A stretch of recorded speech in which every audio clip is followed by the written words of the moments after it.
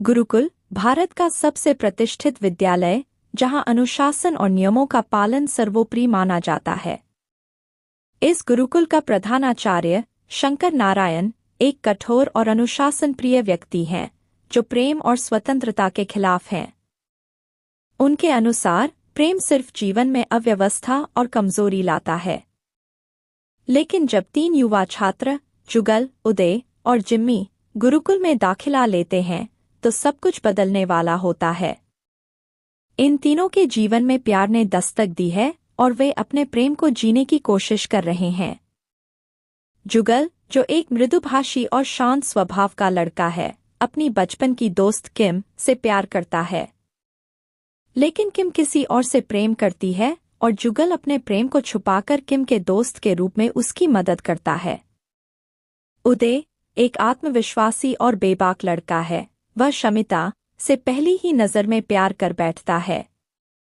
शमिता एक आधुनिक और स्वतंत्र विचारों वाली लड़की है और उदय उसे अपने प्यार का यकीन दिलाने की कोशिश में लगा रहता है।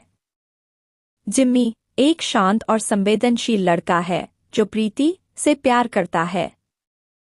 प्रीति पहले से ही किसी और की मंगेतर है और जिम्मी अपने प्रेम को छुपाकर उसकी मदद करता है।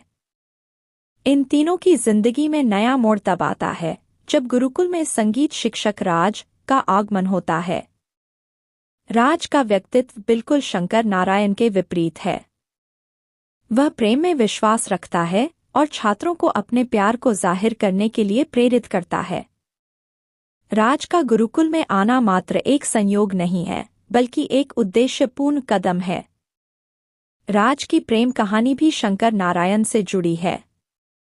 राज शंकर नारायण की बेटी प्रिया से प्रेम करता था, लेकिन शंकर नारायण ने उनकी प्रेम कहानी को स्वीकार नहीं किया।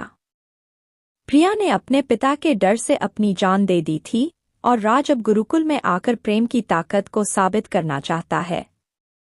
राज की प्रेरणा से जुगल, उदय और जिम्मी अपने प्रेम को जाहिर करने का साहस जुटाते हैं और अपने प्यार को पाने के लिए संघर्ष करते हैं। अंततः शंकर नारायण को यह महसूस होता है कि प्रेम एक कमजोरी नहीं, बल्कि एक ताकत है।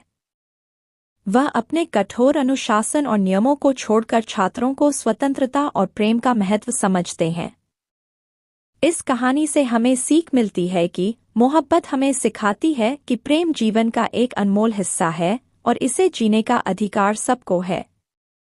अनुशासन और नियम जरूरी हैं, लेकिन प्रेम और स्वतंत्रता भी उतने ही महत्वपूर्ण हैं। प्रेम न केवल व्यक्तिगत जीवन को बल्कि पूरे समाज को भी बदलने की ताकत रखता है।